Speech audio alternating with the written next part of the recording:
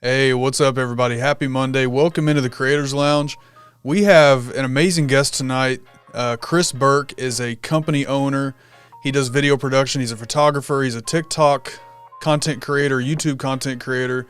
He's on Instagram. Chris is all over the place doing some great stuff. So we're going to get to know Chris tonight, get to know the stuff that he does. But first up, welcome in, everybody. Glad to see you guys as people are popping in. Thank you guys for spending your Monday night here.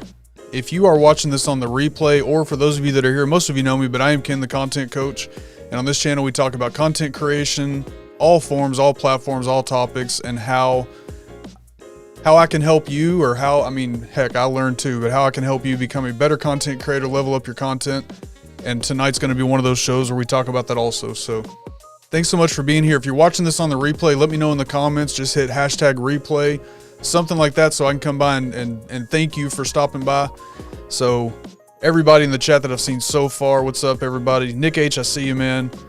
What's up, Scott? Good to see you, sir. Who else have I missed? What's up, Billy? Good to see you, man. Dan B, Ricky, welcome in. Vato, what is up, brother? Good to see you. Jason. All right, so that's who's here now. I know some more people will be popping in as we go. So to everybody that comes in after, you won't hear this, but thank you for popping in. We'll make sure to come back to comments every now and then. We are going to do some Q&A throughout, probably more of a Q&A at the end. If you do have any questions along the way, please make sure that you put a Q colon or the word question in the comment. That will basically highlight it yellow for me so that I can see it and make sure that I don't miss it. So without any further ado, let's bring in our guest for the night. Hey, what's up, John? Good to see you, man. Let's bring in our guest for the night. So tonight we're going to be talking to Chris Burk, once again, owner, president, CEO of Burk Creative out of Texas. So let's do that. Chris, how you doing, brother? Man, I'm doing great. How about yourself? I'm doing well, doing well. So glad to have you in here. So first of all, thanks for coming in and chatting with us. I've really, but for those in the chat, Chris and I have gotten to know each other through TikTok is where we kind of first met. And I think me and Chris really align in a lot of ways when it comes to content creation. There's probably a lot of it he's better at than me when it comes to video work, but I've been enjoying getting to know him. So Chris, if you don't mind, can you let the chat know who you are, a little bit about yourself? Yep. So as you already said, I'm Chris. I do own a video production company, although lately it's really mostly been focused around content creation. So even in networking situations and stuff, I will refer to it a lot of times is that we basically help people leverage their social media using video content, right? Because it's strange because I think still people will search for video production, like as in I want to create this video, but then they finish that sentence with for my YouTube, I want to create an ad here for this, or for Facebook. So why not just meet them halfway and just be like, hey, this is what we do? Because what that caused, and to kind of like give the tiniest bit of backstory there, at first, like it wasn't enough or wasn't fulfilling enough to just create like videos that looked amazing. We would create some stuff that we were really proud of, but it may fall flat. And like the journey of trying to be like, how do we create content that actually gets the results or converts or whatever it is, right? It may even just be building a brand in some cases. It doesn't always have to be about sales, but whatever that is, like we had to dive deeper into things like marketing and social media and stuff like that. So it basically just kind of came over to where it was like, man, pretty much everything we do now, it's very rare that I'll do like what you would think of when you think of traditional video production with like an ad or something. Like, not that we don't have the equipment to create like a Super Bowl commercial or the team or the we could do it, but we've just really trained hard to be really good at, because think about it like this, and this is a good point to end on. With apps like TikTok, you could be really great at, when it comes to lighting and all that stuff. That necessarily isn't always going to perform when it hits on TikTok. Sometimes you just need a phone and just to be yourself. And so our jobs have shifted over to like, how do we coach people to do that better, to get out of their shell, and all about this. So it's a different animal when it comes to creating for apps like TikTok. So basically that's kind of our job now. TikTok is a completely different animal when it comes. Like you just said, I've found that most people just really want the authentic creator behind the iPhone. They don't want the fancy production and stuff like that. They just want you raw, pick up your phone, film it, and be done. Most of the time, those are the videos that do better on TikTok. So, yeah. Yeah, you know what's funny is I always like, and it changes. Okay, as you learn more, as you create yourself, you start to figure it out, and that's part of the reason I'm on TikTok, is to basically for research in a way. I mean, at first that's what it was for. I'm starting to, you start to like it and you start to become a part of the community. You're like, hey, this is my people. These are my, like, I love this place, right? But Right. with any content creation, I realize whether, because there are people that are doing really well with high production value, right? It's Oh, not yeah. necessarily the cameras or the editing or whatever. I think it really comes down to authenticity, like you said, and that's like a buzzword, but we can we can tell when you're trying to like impress us, or when you're trying to get views, or when you're trying to get, sometimes it may slip through, but most of the time, even if they have a high production camera or whatever it is, like it just looks really good, if they're actually coming across as themselves and that resonates with people, it's going to work. It's like all about connection, right? So Right. that's why I think, like, you've grown this channel that you're on in TikTok right now really fast, but I think that's why hanging out with you and in your community, I will say, I've noticed that people are really connected to you. So it really doesn't, I would say that it's it's not necessarily all about the way that you create content, it's the way that you show up for other people. Absolutely. Yeah. I think one thing, and we can kind of move quickly through this part, but I think one thing that I see missing on, and I'm not picking on anybody in particular, but with some creators, and this is on YouTube and TikTok and everything, but there's no real community aspect. And the community part to me is important, whether we're talking here, all these great people in the chat here on TikTok, as much as we can, because there's so many people, but I think we have to try to give back also, go interact with followers there also. So I think that's why. I think that's a huge part of it. Yeah, I would agree. And you know, it's like, even when we work with clients, just to kind of like close that off, it's like we can create a bunch of content for you and like even help schedule it, implement it. Somebody's going to still need to be there to engage with the community, like not only replying to comments, but actually going out there and like you're basically hanging out. It's called social media for a reason. So I had Right. to learn that the hard way. At first, it was just, let's just dump a bunch of content on them and good luck. You guys got it now. But it still doesn't work. Again, in an effort to get results, you're realizing more and more. And with apps like TikTok, I'm learning this more and more. Part of my growth has been because I'm in the lives, I'm hanging out with other people and trying to meet other people, doing things like this. You're trying to just really, it's just literally just hanging out. That's what you're trying to do. Just try to be Yeah. yourself, hang out, and you'll you'll Abs- you'll get there. Absolutely. I want to get through the chat real quick. So right now, I think you know these people right here, Bob and Kelly. From my Oh, understanding, you've met them before. yeah. Hey, y'all. That's my those are my folks. They live in I live in Texas. They live in Colorado. So we're this it's my dad and my stepmom, Kelly. I don't know who it is that's commenting. I would guess it's Kelly, but hi to both That's though. Hi, y'all. Yeah, that was awesome when I posted a story the other day, and they posted the story too, and I was like, oh, you got to be kidding me. Such a small world, you know. Yeah, yeah, they're awesome. They've been doing really good on their YouTube channel. So we got let's see.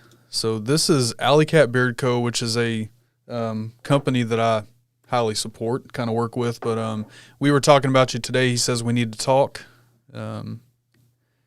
business wise. He Let's may talk. want to chat with you. Yeah. I like talking. So I mean, she that's a says mostly Kelly. Dad says hi. Hey, Dad. Hi, Kelly. Yeah, I always know pretty much when I'm talking to someone on, especially on Instagram and stuff. I mean, when I'm talking to the Bob and Kelly name, that it's Kelly. I know she's the one that runs that. Right.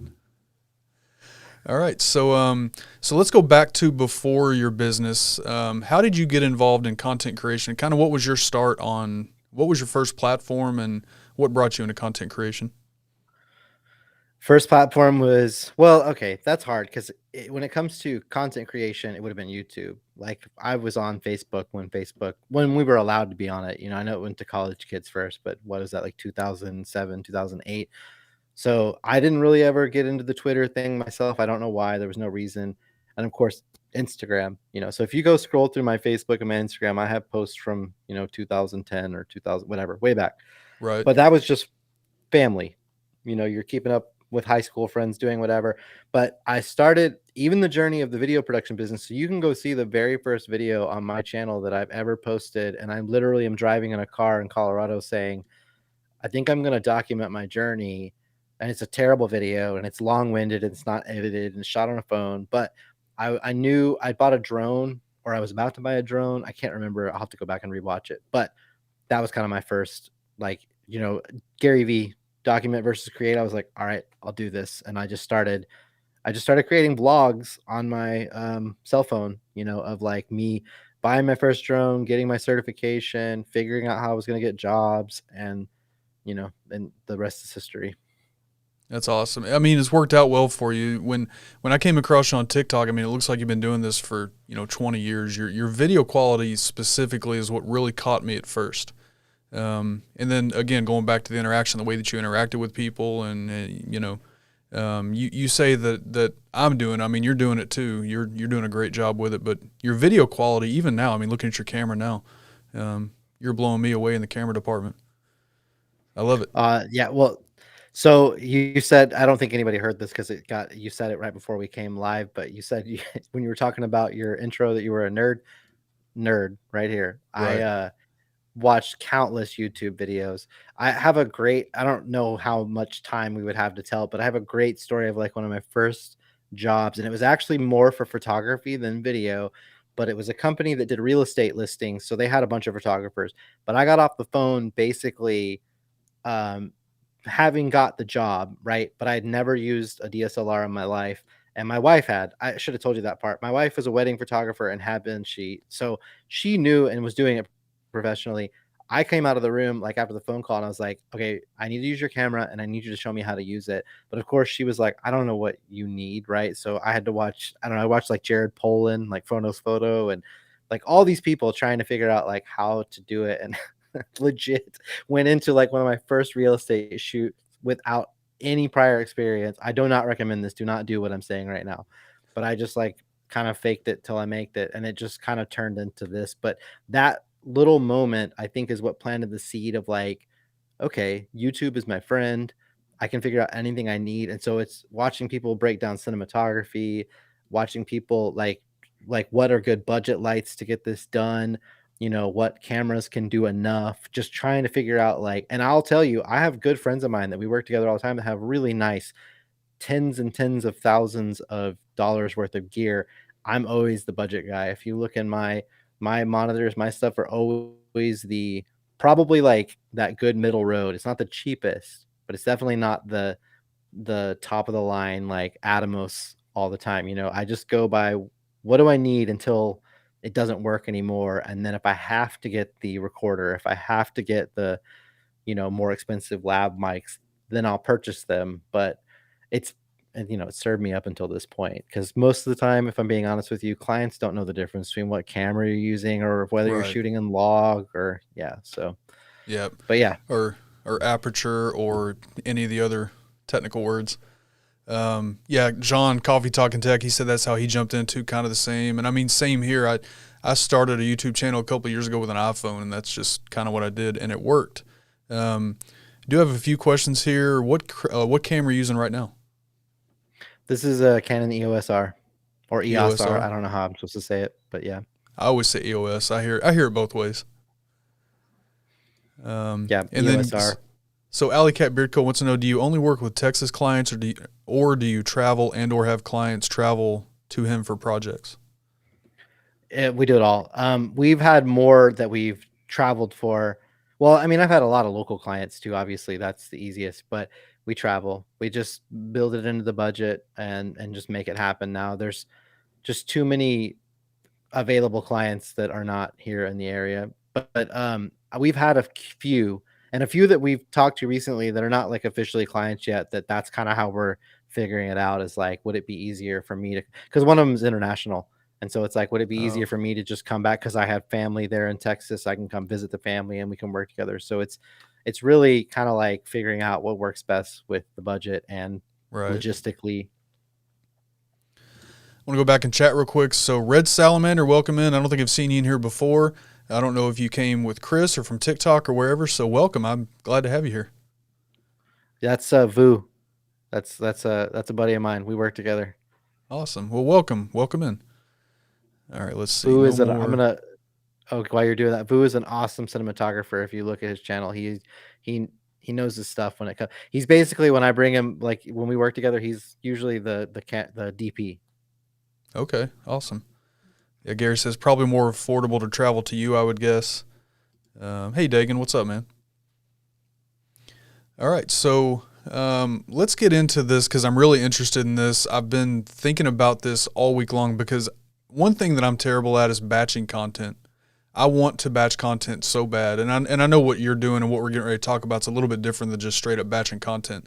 But for me, as just the one man content creator, it's along the lines of batching content. So one of the first things that I saw on your TikTok, I think is where I saw it, and then your website. You talk about basically creating 1 year of content in 1 week, and this is, I think, what you do for your clients. So let's talk about that. How did that start? I guess where did you? I don't know. I'll let you take it from there and kind of dive into that a little bit. So there's a little bit to unpack here, but it's so I have to give credit where credit is due. To a lot of this, like, idea kind of started with a good friend of mine named Kevin Lee.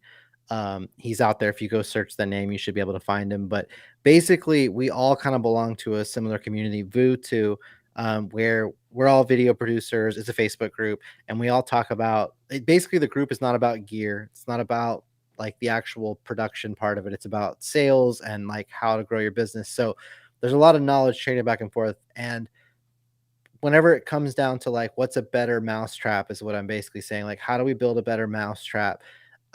We really start diving deeper into the marketing side, and that's kind of where I have to give credit to Kevin, because he's learned a little bit more about this. But basically, kind of even working together, we've started to develop a lot of this stuff together. But what it comes down to is we essentially look at the content as like a stack. It's really more like of a launch pad. So um, the way that it works, like there's three phases. The way that we do this, years worth in a week or whatever. And phase one is getting really clear on who the customer is. So it's like there's three deep dive is what we call them, interviews, where we basically spend about an hour and a half to 2 hours per day. So 3 days. And day one is all about the customer. And we literally build out a customer avatar. Like, if you're not familiar with that is, we're like giving them a name, an age, like their income level, what neighborhood they live in, what books they read, what influencers they follow. Like, we get really deep. I could honestly spend a long time talking about that, because eventually what we're going to get into, what's important to content, is what are their common problems, like, at right now in their journey. Where are their dreams, like where are they wanting to get, and like what's the friction there in between, because that's where you come in as the client, right? That's what we're creating content around. So it Right. may be like buying and selling a home, or selling a home. They are, stressed right now because they want to sell their home because they need more space or it's outdated.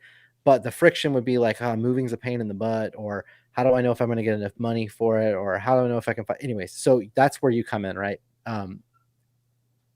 The Sorry, I'm starting to get back to track where I was, but on Oh no, you're the good. phase one, day one is just the customer. Day two is like we call it the marketplace, but it gets clear on like what are the competitors doing in that space, what are some of the common, like, places that they hang out. Basically, I kind of already said that a little bit, but it's also, there's certain events that'll happen in certain areas. Basically, the point of this is it's not always that we're going to create content around everything that we're doing, but on those 2 days, we want to just lay it all out on who these are as people, because as we're creating content and as we're coming up ideas, we can always refer back to, let's just say the name is John.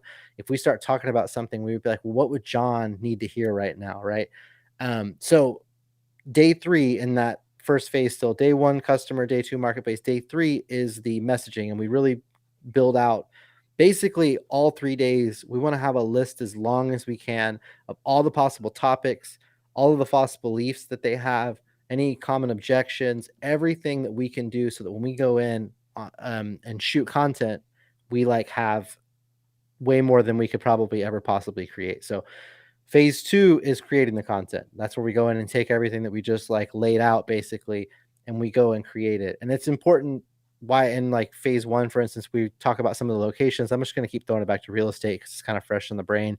We're Right. working with a realtor right now, but the like knowing that these are some of the common places that they would hang out. We may go create some content in this important restaurant or this important square or something like that, because that way it's tying. Basically, you're not just talking about real estate and some of the, like, answering some of the questions that they would have, but you're also showing up in an area that's very familiar to them, and or that they aspire to move to, or whatever it may be. But day two is all about creating the content, right? And then phase two. And then phase three is some level of implementation.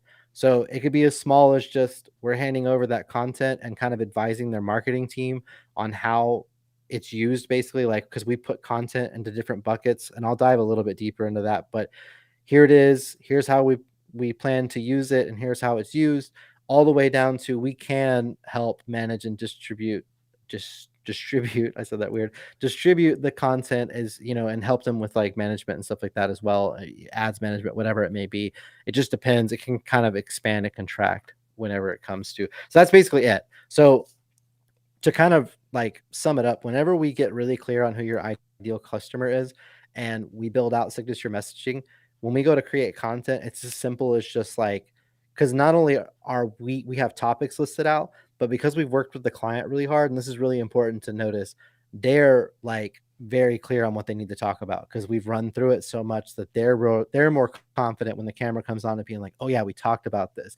They know who they're speaking to. So you're also not trying to think, well, I got to speak to this buyer and this buyer and this. You're just like, nope, we're just talking to John right now, right? We're just gonna, right. So it streamlines the process, and we go in phase two, and I didn't say this, and I'm sorry. We shoot for 3 days. It's usually 8-hour days.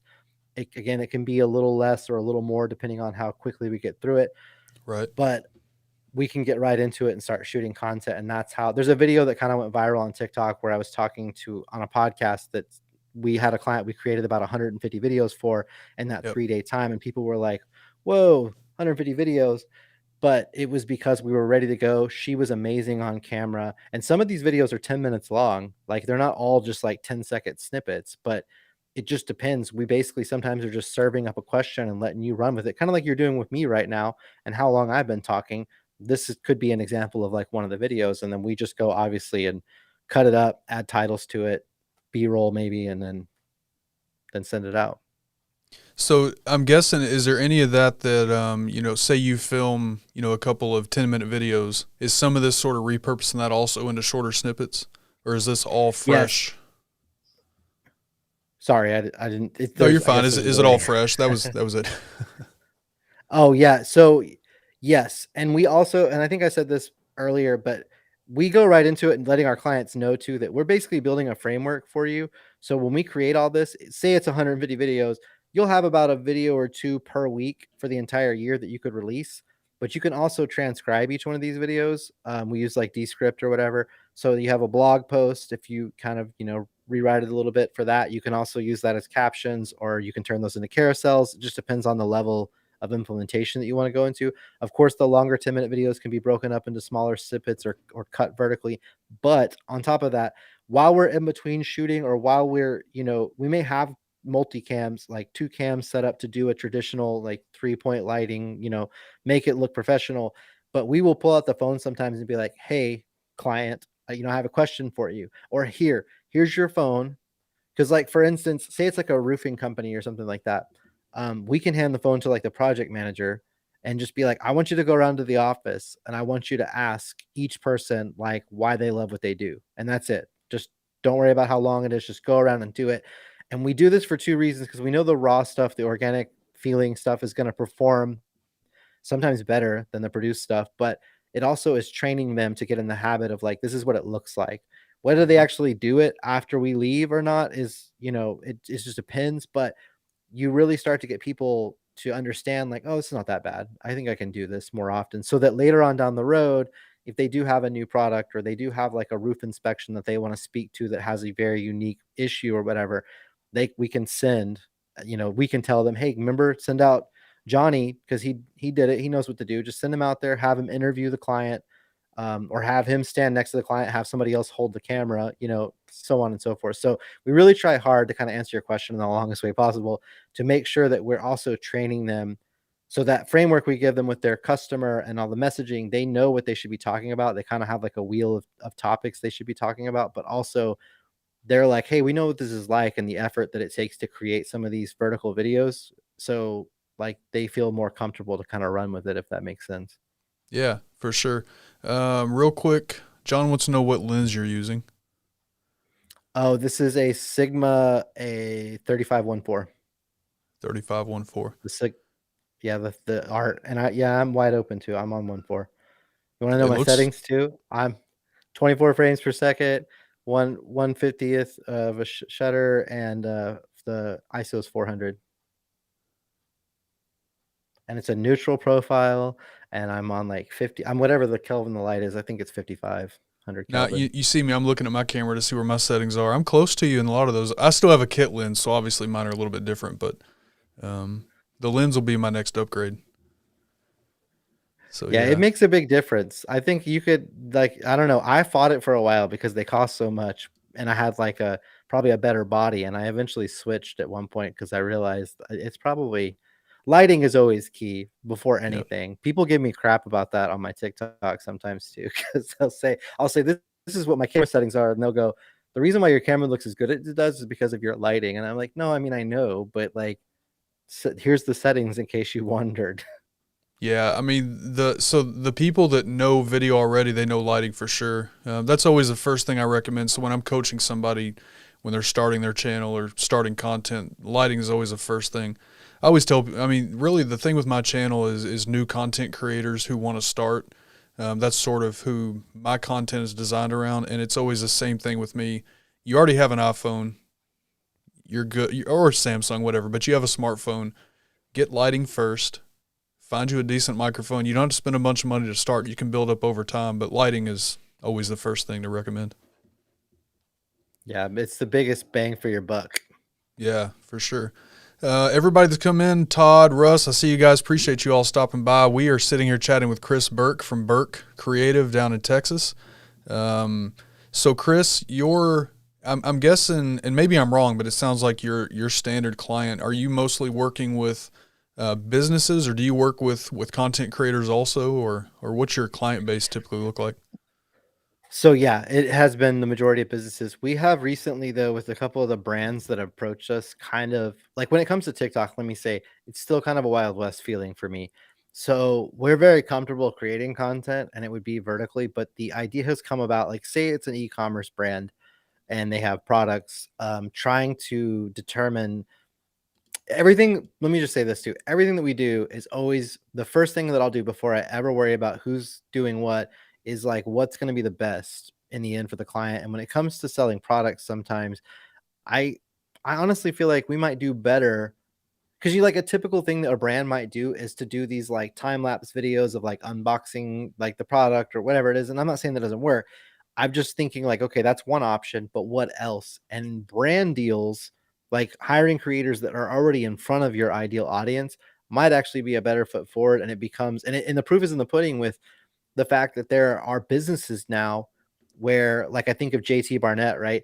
Like, where his business is around connecting creators to brands. And there's a reason why there's a need there is because this is such a popular way to get eyeballs on your products. So Right. I haven't officially done it yet, but we're in talks right now where we're trying to figure it out because now as a video production company, that involves relationship management on my part and trying to the budget changes because whatever my agency fees are, sure, but then like we have to have a budget set aside because some of these creators charge $1,000 a post. I'm not saying that that's like the norm. I'm just saying like if you were going to do 50 videos, that's $50,000. So you got to Right. figure out Right. like what's our budget, how are we going to start, and also learned enough to know you don't want to just hire a creator once probably and just go away. It actually you probably want to work with them a few times so they can start to build recognition.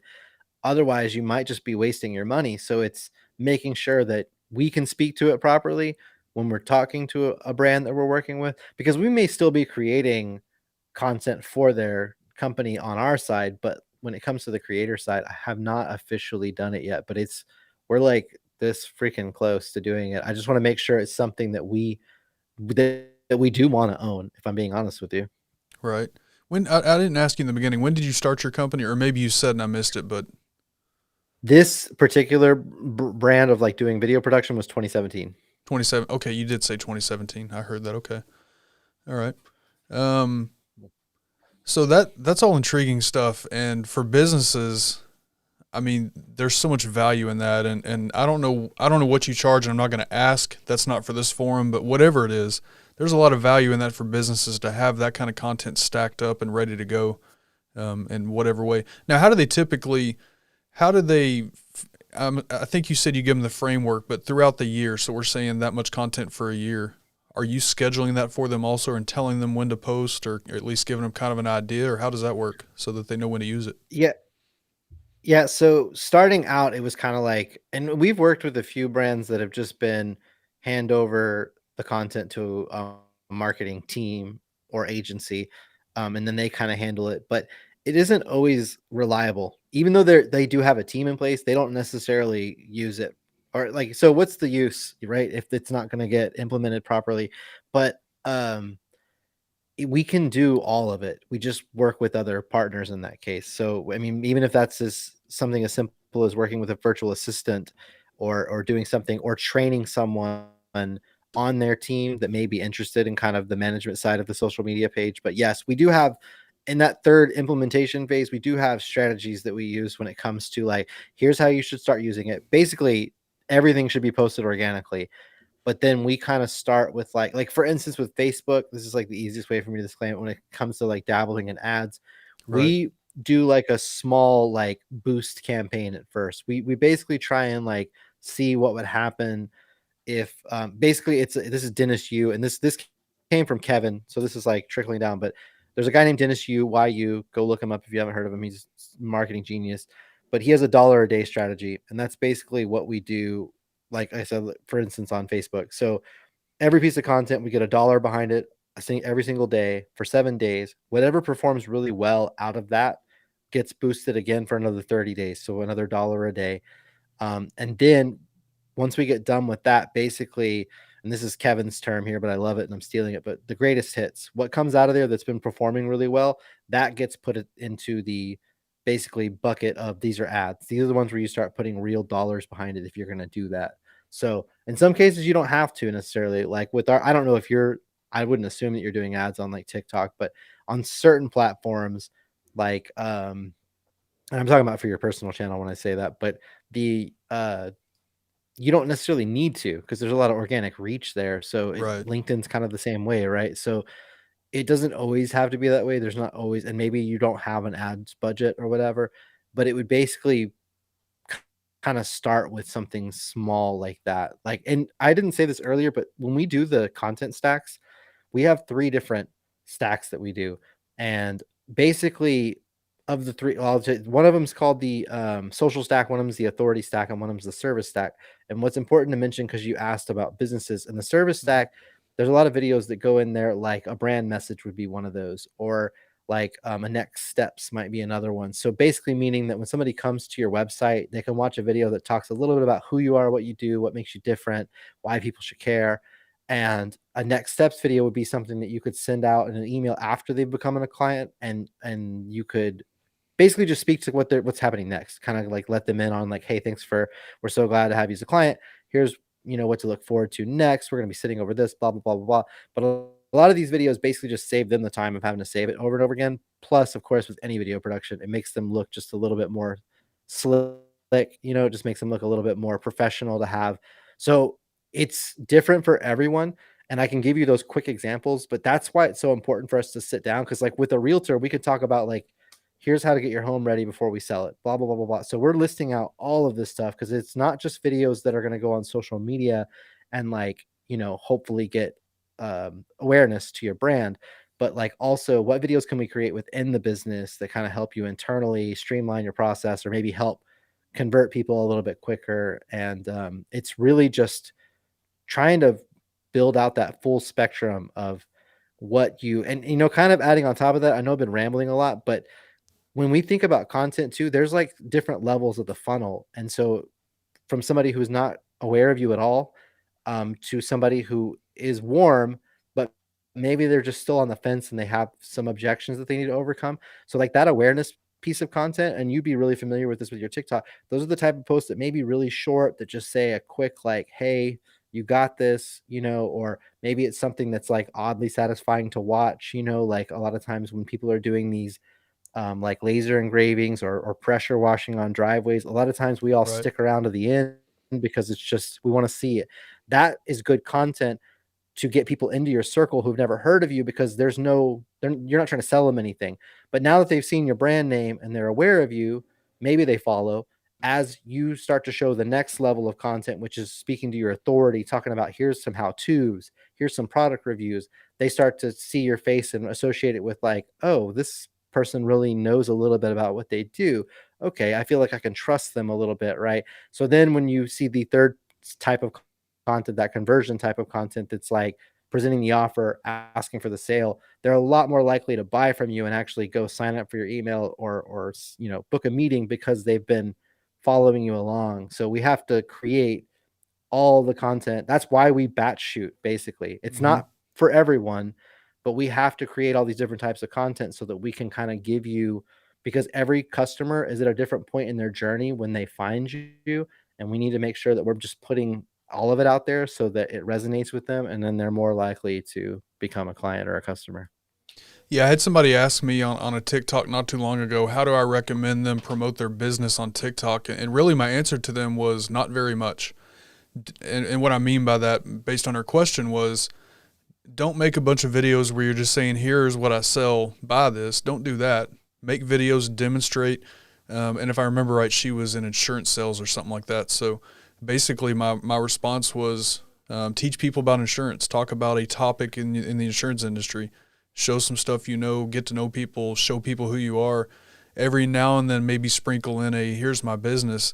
And I told her, I said, since I've come on TikTok with this new account, I'm going to say I don't believe because I don't think I have. I don't want to have to walk back something if I say it wrong, but I don't think that I've mentioned my specific business in a single TikTok. But a lot of people have gone to my profile, found my website, and asked me, hey, you do coaching, how does this work? So when you get to know people, when people really want to connect with you, they will go find the information, especially in 2022. They don't necessarily need us to say, hey, link in bio. Now, I still do that sometimes, and there's nothing wrong with that, but people know where to find the links if they want to connect with you that way. So that was kind of my advice to her. You know, there's one thing that I love that you said in there about the videos that we get caught up in. There's a few things that I will stop and watch every single time, and that's woodworking and dudes pressure washing their driveway. I have no idea why. Every single time. Yeah, it's really nice when you work with a service-based company to kind of figure out like, oh, we have some wins here. Because even what's crazy about it and why I think we have why it's important for my company or my job to be here is because I think a lot of times if you didn't know anything about it at all, you would think, I don't want to show people me like shaving the old shingles off a roof. That's like gross. I want them to see me in my office, well lit, professional. But no, we love seeing that stuff. We want to see you guys peel off half the like roof shingles and realize there's a mess and being like, oh no, what are we gonna do? Like that's real life. We all can relate to that, and it's just, I don't know why, but it's not that it's the drama of it all the time. I'm not really a drama person myself, but you do understand more what you guys go through on a daily basis. It's funny because there was a TikTok one time where this creator said, I'm an artist basically, and she's like, and if I release my song, like it doesn't get as many views as if I release the video of me like making the song. And the comment that like just was so beautiful to me was just because when you're showing this behind the scenes, you're bringing us along to experience it with you. Like you're bringing us along with you on the experience is basically what he said. I'm paraphrasing, of course, but I was like, oh my God, that's exactly it. Because that's like, we do want to be entertained and music is entertaining, but when you're Mm-hmm. just presenting a song, it's just one-sided. It's just passive at that point. But when you bring us along with you, we feel like we're a part of that experience. That's like 100% like what we should all be doing as much as we possibly can. Right. Yeah. Todd Collins did a video like that. I'm pretty sure it was Todd Collins. He basically said, don't tell people what you make, show them how you make it. That's what they want to Yep. see. So here's Dole Whip Dad. This is Jeff that I was talking about. What's up, Jeff? Good to see you, man. What's up, Jeff? Everybody's saying hello. Yeah, and he says people buy from people they like and or people that can heal their pain. Social media allows us to warm the market without mentioning what we market. Absolutely 100%. Yep. That's what I said in fewer words. I agree completely. Yeah, and People people don't 100% like buy from people. Go ahead. Oh, I was just gonna say, and with you, I meant to say this earlier. With your name, Ken, the content coach, you don't have to say anything to it. They see specifically to TikTok, like because I don't know if you're on Facebook and stuff, but when you scroll and you notice somebody for the first time, and you're like, oh, I like this, and even as much as we're like, I'm gonna click the plus button because I want more of this. If you do scroll over to their page, it's right there in their face, Ken, the content coach. Like I don't have to look any harder to figure out what it is that you do, right? So it's really important, I think, that people, especially on TikTok, put your name and put what you do and your title. I know it's good for, the SEO of it, but like definitely because it tells us because it's super fast. We want to just be able to figure out what you do real quick. So just tell us. Yeah. Yeah, when I created this channel, Ken the content coach was intentional, not only for that reason, but also because it rolls off the tongue well, I think. It's, the similar sounds. It just sounds, I don't know. I think it sounds good together. I like it. No, it does. I agree. Hey, Mike Dancy, welcome in. I know your avatar from TikTok, but I don't remember your TikTok name, but I know that's where you're from. Appreciate you being here. Who else we got? Yeah, talking about pressure washers. Definitely buy a pressure washer. I know Mikey. We kind of accidentally went live together on TikTok like a week or two ago. It was kind of funny. Oh, okay. Maybe that's where I saw him he may be commenting on your post. Yeah. Yeah, you see me pressure wash the house once because I do it like every 5 years. I'm terrible. It's about time to do it again. I don't even own one, but maybe I'll get one for this kind of stuff. No, you know what? With content, what's funny is I would say don't even go and look at if you want to know how to create content and grow quickly, look at Ken's channel on TikTok. I'm the barber who does not cut his own hair. I have some wins. I know what I'm doing, but what's funny with TikTok? I tried to throw it away.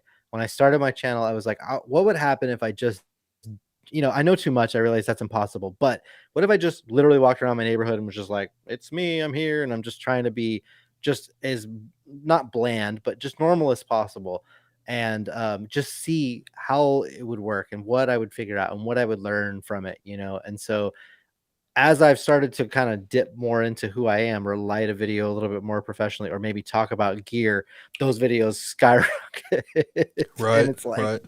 okay, that's what people want to hear from me. As much I tried to fight it, dude. Being completely honest with you, there's a ton of people on YouTube that are great at doing gear reviews and lighting tutorials. And it's not that I don't want to step on it. I don't think that I'm adequate. It's just they're doing a great job. Like, so I wanted to try and approach it a different way. But as soon as I post a video about a lighting tutorial, everybody loves it. And so it's I feel like the universe or the app is dictating that it's like, no, we want you to talk about gear and lighting. So I'm gonna try and do a little bit of it all. But yeah, it's definitely, you have shown me, I gotta say this, that like I've learned something I held off for no particular reason was like maybe doing more, like it's not trends, but like even when you would do like lip syncing with anything or like that, I've never done a Right. video like that. And there's no particular reason why. I'm not like, it's not like I am disgusted or I cringe. I just haven't done it yet. And seeing how well it performs sometimes is like, huh, maybe I've been shooting myself in the foot by not doing more stuff like that. You know what I mean? I don't think that's the only reason you grew. I really do think that you're super good with your community. You're very good at like supporting people. I think that's the main reason, if I had to guess. But of course, with apps like TikTok, we can all sit here and like speculate all day long, and then, you know, you would go run and implement the same thing and be like, why isn't this working for me? So Right. I know there's a lot of factors that go into it. Yeah, I try really hard to interact. It's impossible to interact with everybody on a daily basis, but I like to hope that as I go out and I pop into people's lives and I comment on their videos that at some point I catch at least most people. It's hard though, so this is Matt. I don't know if you follow Beard Laws or not. He's one of the TikTok OGs. He's been around since TikTok was musically, I guess. I don't remember exactly when he said he came on, but he's one that does a good job at what we're talking about, where he interacts, and all of his videos are entertaining and still informative and fun, and he's got it down for sure. So what's up, Matt? Good to see I'm you. gonna go look him up right now. Yeah, his videos are awesome. He does a lot of so beard down is one of his things. He does a lot of reactions to people cutting their beards off. Those are those are the funniest ones, but he does a lot of stuff. Um, so we had, Candy Ann says, "Ken, your TikTok content is great because it's real simple, fully explained." I appreciate that, and that's my goal. That's my goal. I appreciate that. Yeah, and Mrs. Coach flirts with me all the time. You guys, she flirts all the time. All right, so we have a couple of questions here, and then we'll get. I got some more questions here for you. So, Bob and Kelly says, "Is there still a place for edited vlogs, or do people respond better to raw, unedited content for the casual vlogger?" So, man, I don't know if you should take my advice on this. I've kind of found with personally, because I stopped. If you go look at my channel and like dig through my catalog on YouTube, I stopped creating vlogs at a certain point because I didn't feel like it was really because I personally, there's so many things to unpack here, but I think I was spending a lot of time to create these, and it was like I was trying too hard and I wasn't just being myself.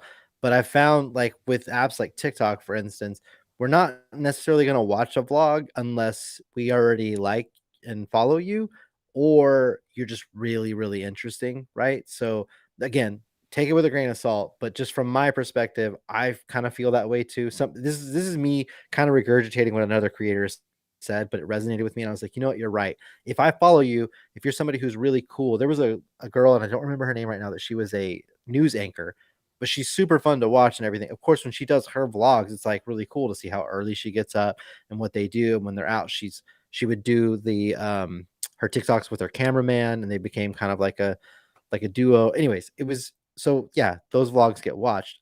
I'm not saying that I haven't created one or two and people were like, that's pretty cool, but those aren't the videos that like performed. And I think it's because when people aren't aware of you, they're just kind of like, I don't really care about your living room. So I still think you should create them for yourself. I still think you should create them to document the journey. Just if you're, well, honestly, I feel like I want to backtrack all that. If your goal is to grow, then you should probably like not create videos with the thought of I'm trying to grow. You need to just create content that feels good to you, that's sustainable, that will bring some sort of value to your audience, whether that be entertainment, education, or inspiration, right? So really you have to it's a really delicate dance there because you get too much into thinking like what's going to impress people and educate them, you're going to start, the quality will suffer, the authenticity will suffer, but you don't want to be so just raw and unedited with it that like people are like, this is boring, like, so, Right. and again, this is a grain of salt, this is like my perspective on it, but that's kind of how I think about it. Yeah, I agree with you for the most part. You're gonna have people that love the straight up edited vlogs. You're gonna have some people that don't. You're gonna have people that don't like vlogs at all. On my channel, I've done a few little. I've never done an actual vlog, but I've done some vlog elements into my videos, and they've done pretty well. But that's different, obviously, than what they're talking about there. But yeah. And then I have so Gary, this is G Lou. He's the owner of Alley Cat Beard Co. He says he went to make a consultation on your site. None of the items work for his schedule. He works full time still too. Is it possible to talk to you directly somewhere for working with him? I guess instead of This going is through your the site. yeah, I don't know if we're connected to where you could message me. You could probably message me. I Yeah, like we can probably set something up. I do when the calendar booking on my site, I try to, I don't know if you guys like block your schedules off and try and like give time for specific, other than like the 9 to 5s and stuff, but if you're doing Right. like specific, here's my family time, here's my workout, whatever it is. So yeah, with all that and then the times that are available, and we had a video go that kind of popped off on TikTok that kind of filled up my calendar for the next 2 weeks. So it's good. It's a good problem to have. But like now I do worry about anybody that's come in that they're like, hey, I want to talk to you. Cause it's like, dude, you're booked up. I'm like, I know, it's crazy. So just message Yeah. me. It's a tough juggle. Hey, what's up, Dave? Good to see you. Good to see you. Hope you and Diane are doing well. Jeff, it's always the beard. I agree. It's always the beard. Always. Let's see. Let me catch up here in comments. Yeah, definitely the beard. A lot of beard comments. I always like the beard talk. So if Yeah, I've same. yeah, if I've missed anything, I promise it's not intentional. So Mike, no, not everybody's here. A lot of the people that are here, they're kind of my YouTube community that have, a lot of them have followed me over from two channels. A lot of good people here. Most of them here are from YouTube and IG. There's a few of you guys here from TikTok, and I've seen some kind of trickle into to comments and stuff and videos. So no, this is the I call them the Just Hit Record fam. This is, I mean, there's a few from TikTok, from YouTube, from Instagram, all great people. So now I appreciate you being here, being part of it. E-Rock, what's up, man? All right, I'm gonna go down. All right, another beard question. Your dad wants to know how you got so much gray in your beard. Probably running my own business. Oh, and well, she's 5 now basically, but and I have a 5-year-old, so that changes a lot. Yes, yeah, my kids are a little bit older, but yeah, I hear you. All right, so we started to get into branding a little bit. So you do some branding stuff also. So one question that I had that I wanted to ask you, because I love getting different perspectives on this. What is your definition of personal branding? So, personal branding, that's a really long answer. I don't have like a cool, quick elevator pitch, but the way that I think about it is if I'll just relate it to myself. I run a video production company now, right? I do content creation, but my personal brand could be about much more than that, right? The personal brand is who you are, not only at work, but outside of work, kind of your maybe a little bit of your core beliefs and stuff. I guess it depends on who you are and how far and how deep you want to go. Like as far as like you may not want to bring people like right into your house and show them your kid. Like Casey Neistat's a great example of you never see his kids' faces, right? But you get to see a little bit of his life. Just depends on how far you want to go with it. But I think I don't know if this is the answer to the question, but when I think about it, what it brings up is that a personal brand affords you the ability to pretty much do whatever. So if you may own a beard brand, we've had some beard brands in here.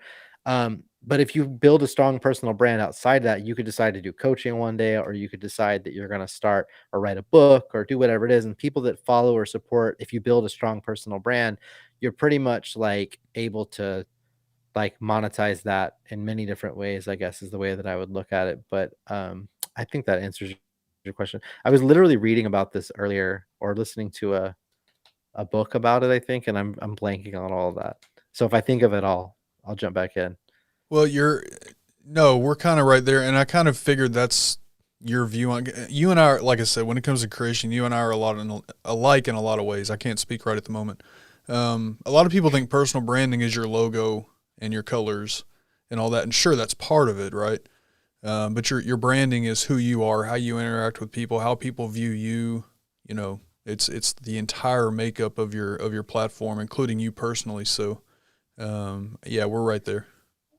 Nail on the head with how people view you. Actually, I wish I would have you said it, and that's brand in general. Even when it's a business, you can do used to the old days. I think there was a time when it was what you told the public you were, but now no matter how hard you try, a brand is how we talk about you to our friends. So Apple is a great example that everybody gets right away. You know what you think of when you think of Apple.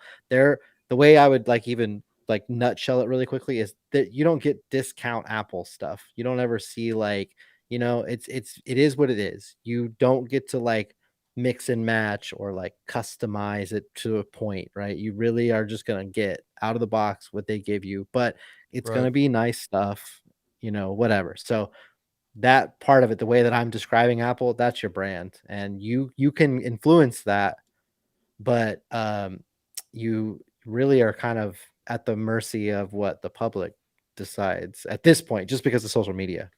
Right, for sure, for sure. And yeah, I'm with you. Apple expensive but worth it. Yeah, I'm definitely.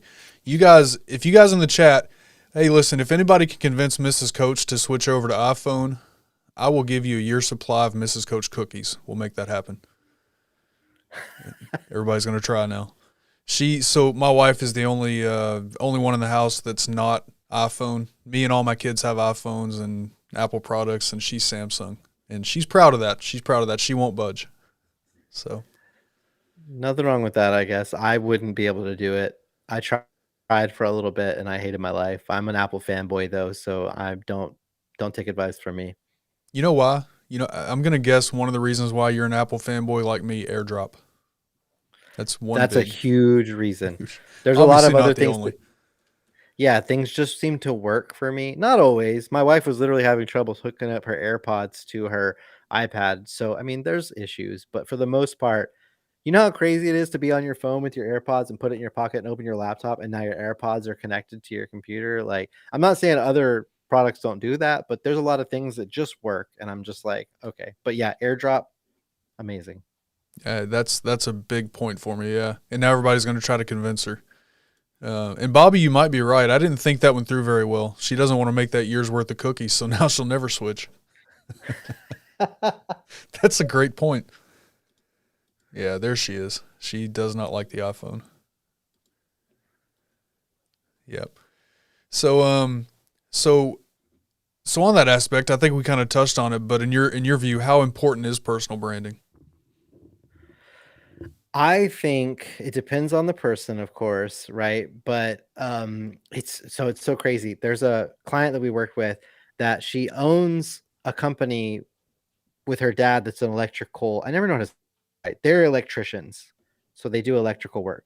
And they also have started an app where they basically are helping contractors kind of refer jobs to each other. It's called League of Contractors. You can go check it out. It's pretty cool. But anyways, we work with them on the League of Contractors. This woman, her name is Jen, is really cool. Like when you talk to her, just the way she talks about things, the way she tells stories, so unique. That would have been like a prime example of someone that I was like, I know that we're talking about building content for your app right now. You have to go create a personal brand page and you have to start creating content. Go live every day. Just be you, though. Just be every bit of yourself because it may take time, but people are going to fall in love with her. And let me just to expand on that a little bit and why you should, because I think everybody's probably thinking, oh, she must be real funny or something. She is a woman owned business in the trades, which is a very small market. There are not a lot of women being represented in the trades. And that's a passion of hers to not only, speak to that, but also to help other women who may be owning or who own their own businesses in the trades, right? So, because when she was growing up, it's her dad that started the business. She owns it now, but there were no women at these conferences that she would go to. Everybody in their business goes to conferences to these things. So just to kind of sum it up, she realized that like this is a really underserved market. And right away, as content creators, we're like, man, you could probably take over that slice of the market, not just because it's underserved, but because you have this amazing personality. So in that case, for her, personal brand is like imperative. I think you're doing a disservice, not just to yourself, but to the community because people need to hear from you because you can help so many people. So for somebody that may not be Jen, it just depends on how far you want to go with your life. Because like I said, you may be running like a fitness brand or something right now. I don't know. I'm trying to make stuff up. But Right. if you're not planning on doing that forever, having a strong personal brand would mean that you could essentially, do whatever you wanted at that point because people, your true fans will follow you no matter what they do, as long as it kind of fits within, their wheelhouse. Obviously, if you build a Christian brand and then end up going anti-Christian, that might be kind of tough to sell to people. But Sure. if if you go, like I said, and write a book and it's like even a fiction book or something, you're more likely to have people not be completely turned off because you're probably going to speak about that stuff. You're probably going to bring up that you're into books and, people are going to be like, oh, this was a long time coming. So I don't know if that quite answers the question. I feel like I'm kind of trailing off there a little bit, but I think it depends on who you are Yeah. and your No, goals. yeah, it's not there's a lot to the conversation, so I don't see it as trailing at all. Um, yeah. Tech Troublemaker says I'm currently running an unfitness brand. There you go. We got a lot of cookie and Android and Apple conversations, so yeah, I may have started something with that. That's okay. She's never gonna That's switch. good. And honestly, it's just fun to talk about. There's no reason that I need her to switch. It's just fun to pick on her about. So yeah. Yeah. So, Yeah. one question that I wanted to ask, and we'll see how it goes. I don't know. What you do is on a lot bigger, a larger level than what I'm really talking about. But being that you all make so much content for somebody for a business, you make so much, basically a year's worth of content. If we were to scale that down to sort of the audience here of content creators, What kind of advice would you have for people who want to get better at batching content? Excuse me. So the easiest wins. Well, if you can bring yourself to do it, because I know it's not fun at all. You do want to try and build out an avatar. And I am working not enough to where you should go like sign up for my website or anything, but I am working on putting together some sort of like resources for this because I get asked a lot, not just from people who are creating content, but from other video production companies that are like, can you teach me what you guys are doing, all that kind of stuff. So I can't possibly be everywhere at once. And it's not that much yet, but I can see the future of like, oh no, we need to get ahead of this.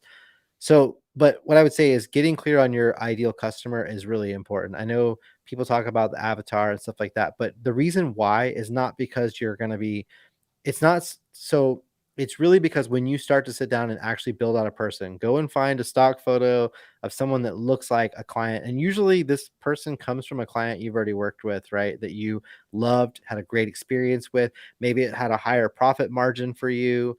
Or you just all around was like, if I could just work with this person, that's what I would do. Then when you start to put a face to it and you start to build out like what who they are as a person, you start to realize like what's in their mind. So for instance, I was building out an avatar for myself at one point and I was kind of basing it on myself because I realized what it was like to be kind of like going through this journey of building this business. And at some point, I don't know why I didn't think of it sooner. I'm a little bit introverted. I think I'm an introverted extrovert in a way, but I didn't think about this sooner when I was creating content before this. And I realized, oh my gosh, like if people are like me, my ideal client, that means that I need to be speaking to it more. So instead of just saying, like, hey, here's some good tips for creating content, it would be, here's some good tips for creating content if you're an introvert like me.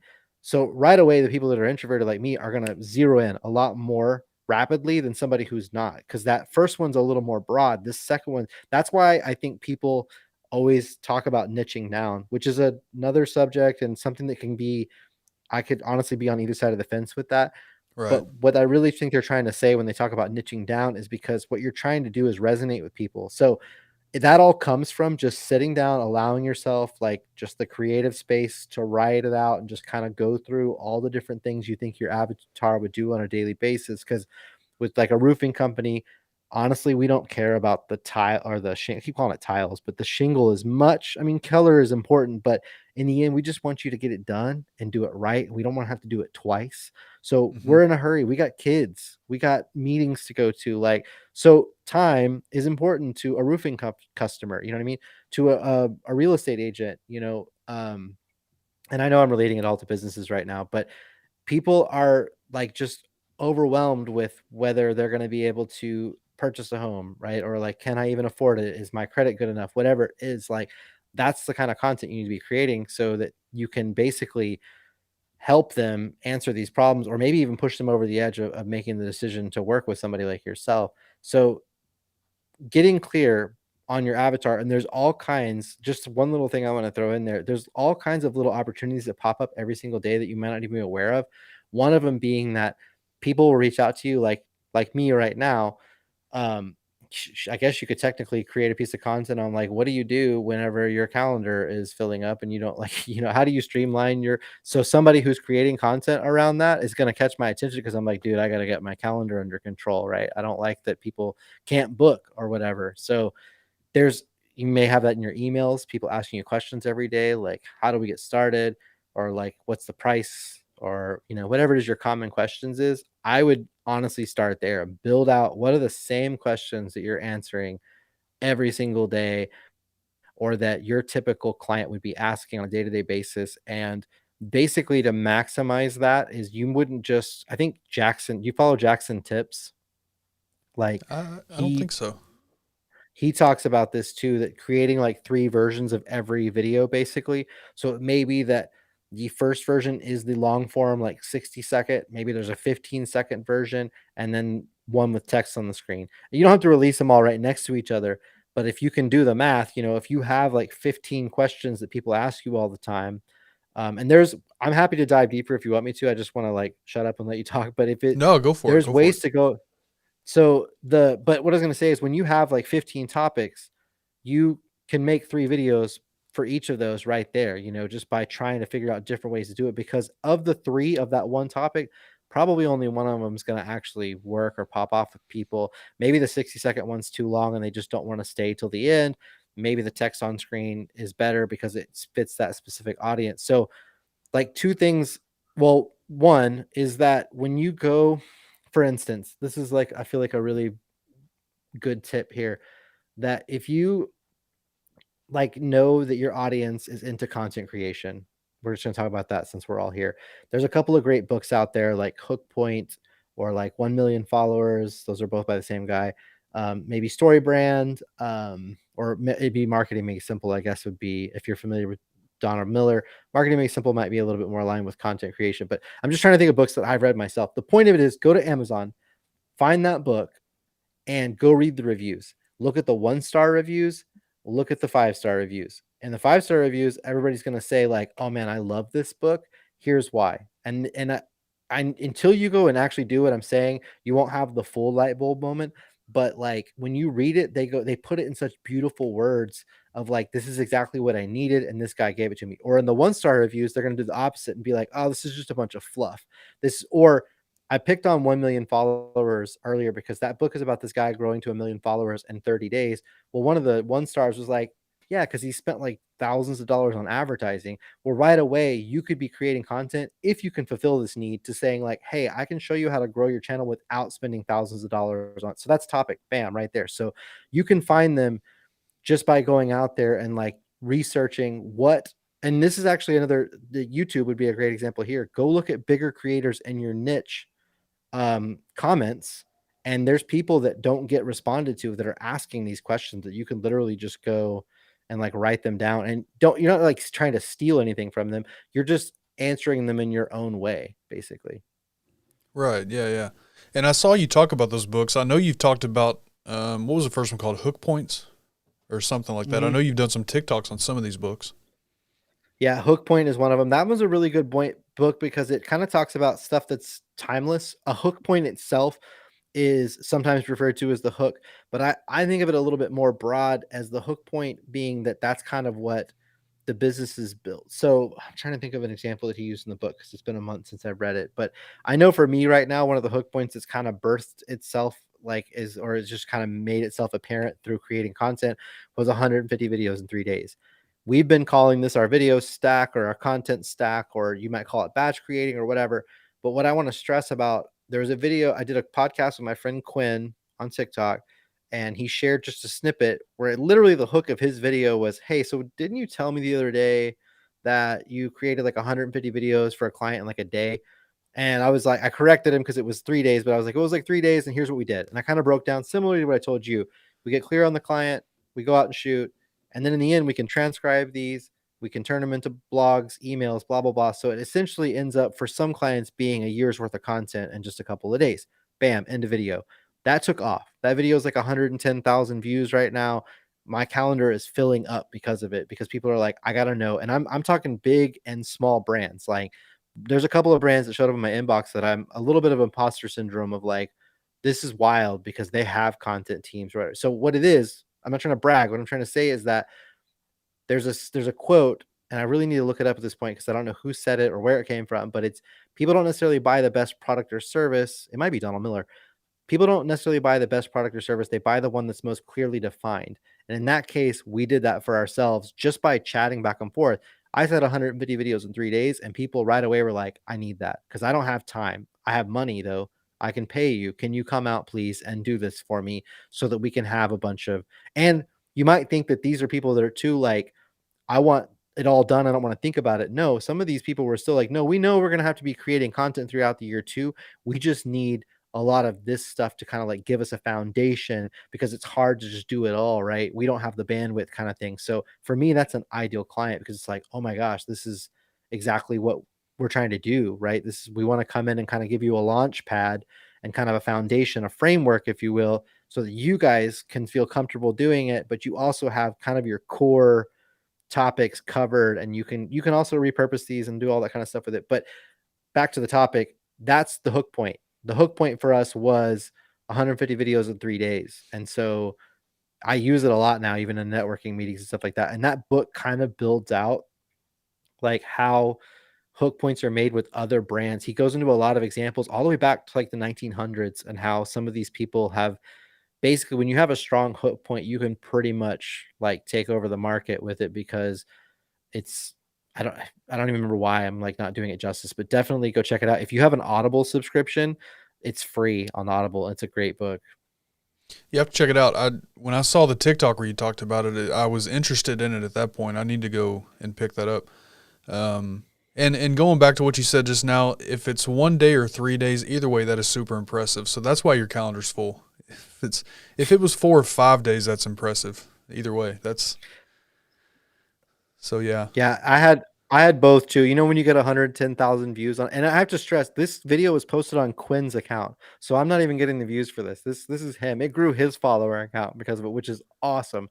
It was his podcast. It was me talking about it, but the point of it is, with 110,000 views, you can imagine there were some haters in there that were like, and I love it actually, and I'll tell you why, but there were people that were like, "Oh, I can't imagine if you create 150 videos in 3 days that they're going to be any good at all." Or I couldn't imagine that, you know, like these wouldn't be really low effort. And that's not the case. So now this is why I love it. And I created a video about this too. So I'm sorry, you probably have seen some of these videos on my channel and I'm Oh, repeating that's myself to okay. you, That's but okay. these are great opportunities for content. This is another good tip of when somebody comes out and says, "There's no way these are good videos." I can now create a video that says, "Hey, you might think creating 150 videos in 3 days that they wouldn't be any good, but that's not the case." Bam, here's something. I think of the TikTok video that shows like all the, I mean, TikTok or Reels, but that shows all the different pictures or something like showing off your work. Like, I need to go and do it. There's no reason that I haven't yet other than just time to do it. But we can shoot down I call that a false belief. You can shoot down that false belief of like, nope, it actually, you'd be surprised at what we're able to get done. But it's because of all the effort that we put in planning beforehand to go in there and be able to be like super like surgical about it when we're creating content. And of course, yes, a lot of this stuff is similar to what we create on TikTok every day. But if you thought about it, if you had 3 8-hour days and you had a huge list of stuff to create for yourself and you had a full studio to like do it however you wanted to set up the light here if you wanted, or if you just wanted to literally, because you create a lot of your content in your office, right? Or in your studio, right? In that space. Yep. So there's no need to worry about doing B-roll or walking around. A lot of the videos that you create would fit into this stack because basically what you're doing is just listing out what could I possibly talk about on the grandest scale ever, and then you just do it one by one, bam, bam, bam, bam. You don't edit it all that day; you just shoot it all. So then you can go and edit it and release it as you please. But because it's a done for you service from us, obviously we're editing it pretty quickly and turning it around to Right. them. But when you do it for yourself, you're basically just building it up. And I have to say, let me caveat batch shooting with, I don't necessarily, I'm actually about to create a video about this because somebody commented on a TikTok and asked me. I wouldn't necessarily recommend it for everyone though. There are people like realtors and stuff that like buying a home, prepping a home for sale is a timeless topic pretty much, right? It might change how you go about it throughout the years, but of course, when it comes to like if you're an artist that creates like short films, it's kind of hard to bat shoot your content. So like you're not going to be able to do it in that case, but what you can do is maybe do breakdowns of like the lighting setup that you did. You can do behind the scenes. Obviously, you can talk about the journey of like you saying, so in a way it's not quite bat shooting, but if you know you're going to shoot a short film and you haven't even begun any work on it, the first part of some of your videos could be like, I'm thinking about it, I don't even know what to do, just you guys have any ideas, that would be great, but I think I'm going to do it on this, blah blah blah, whatever, right? And then just make a video like that every 5 days. Well, some of that stuff can be batch shot. You can batch shoot a lot of your planning or whatever, and you don't have to necessarily release them all that day, I guess, in that case. So there's still a way for an artist or a short film artist, I'm just picking something random here, to be able to create more content at one time. But of course, I wouldn't necessarily say that batch shooting is the end all be all because things change. Topics come up like the Will Smith thing last night. Like if you had planned all your content like from the whole entire year and you're like, I'm not touching a single thing for the rest of the year, but you'd have to go pull out all the gear again and create a video for that. So there is still always going to be a place for you to be able to create content on the fly as well. It's still important because it keeps you sharp, but also you're keeping up with the times. Yeah, I've talked about that in a video once because my brain. I'm so I create a lot of stuff on the fly, but a lot of times I'm answering questions or whatever. My brain just works that way. So like when it comes to YouTube, right? When I start a YouTube, when I plan a video topic, once I film that video, the way that my brain works, if I don't edit that video and get it uploaded and ready, even if I'm just scheduling, it doesn't have to come out today, but even if I just get it uploaded and scheduled, that's just how my brain works. I feel like if I don't have it completely edited, uploaded, scheduled, then I haven't completed that job yet. So it's hard for me to move on to the next thing. That's something I have to work on Yeah, because I know that batching would help me a whole lot if I can make my brain want to work that way. well, I think it's just changing maybe a little bit about what you batch. Like the stuff you create on the daily would be, I don't know. It's something that's kind of what you would sit down and figure out, right? But yeah, I'm like you. I honestly am. That's another reason why I haven't created more like ever or batch. And I have batch shot. I've done it on this camera like this, come out here in the garage, just hit record, do a bunch of topics, and then plan to edit them and release them throughout the week. The problem is sometimes I'll get to Wednesday. Like this is a perfect example. One time I was talking about how well short videos were performing, and it was literally on the change of when everybody was talking about the 10-minute videos and TikTok starting to push more long. So I had this video all ready to go that was like, hey, make sure you're posting short videos or whatever I said.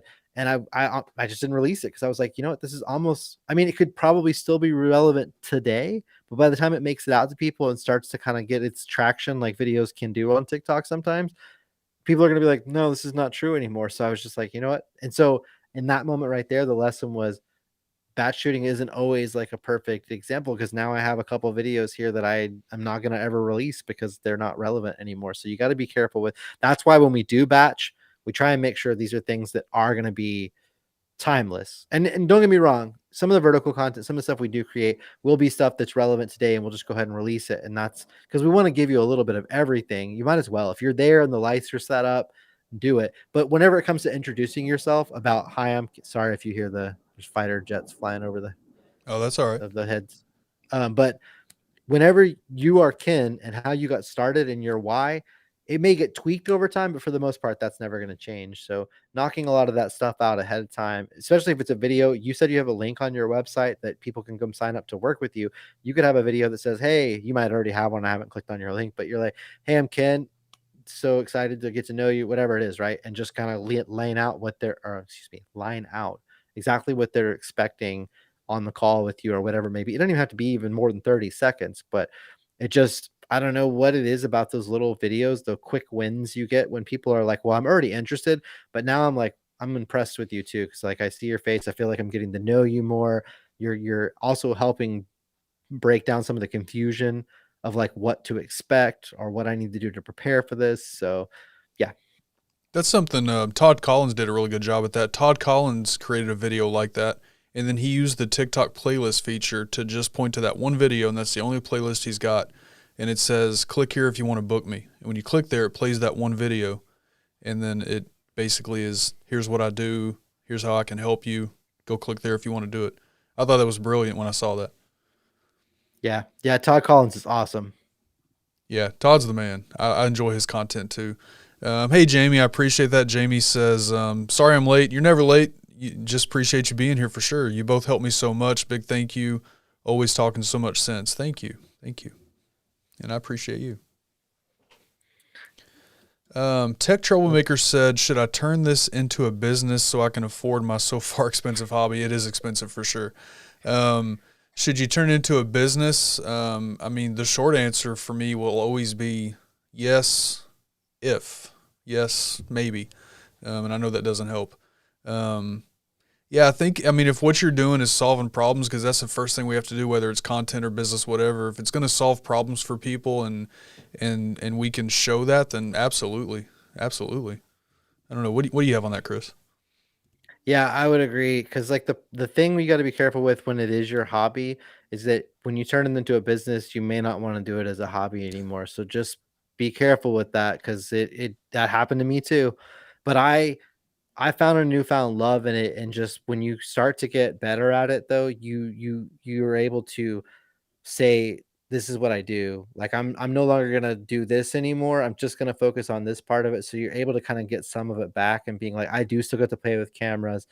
But just a quick example, when it's a business though, you're not really you're not really a business if you're not making money, you know what I mean? Or if you're not able to like kind of live your life. And so if you're constantly having to do everything and run around and you're always breaking even. So in order for you to like scale and to serve certain clients, you may have to hire people to do it. So you get into that, you might, if you love editing, that might be not like what they would call like a high dollar activity. And you being the person of the business may need to be involved in sales and when it comes to directing and stuff like that. And if you're having to farm out editing now because it's more cost effective, now you've taken away something that you really love to do. So I'm not saying it has to be done that way. Just saying, just be aware that it definitely will pay for it. That's why I got into it. You definitely get to where it's a little bit easier to write it off now because you're like, oh, I have to buy this camera because it's for work. I need it now. So Right. it, yay, oh, dang, I have to buy this camera now. But That's it, that's what I always it, tell my wife. it It's does. for the business. Yeah, yeah. I do it everything, books, courses, like a lot of things. It's different how much you're able to write off of each thing, obviously. But even when you go to take a client out to eat, you get to write off part of that, right? If it's specifically for business, right?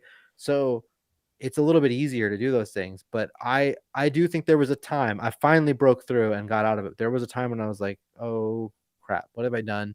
This was not the fun filmmaking thing I was doing when I thought, oh, I can make so much money doing this.